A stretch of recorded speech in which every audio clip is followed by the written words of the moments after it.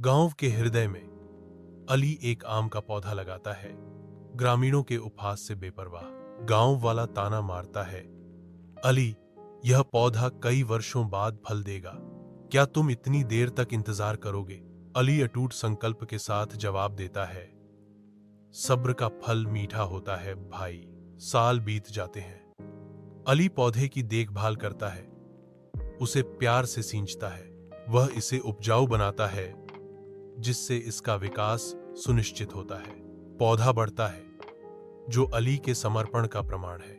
आखिरकार पके हुए आम शाखाओं पर भारी लटकते हैं, जो अटूट देखभाल के लिए एक जीवंत इनाम है। गांव वाले पेड़ को ऊपर देखते हैं, उनके चेहरे विस्मय और अविश्वास को दर्शाते हैं। ग्रामीण अली के पास आते हैं, उनकी आवाजें कृतज्ञता और सम्मान से भरी हुई हैं। एक ग्रामीण बोलता है, धैर्य की बुद्धिमत्ता को स्वीकार करते हुए, अली तुम सही थे, धैर्य का फल वास्तव में मीठा होता है।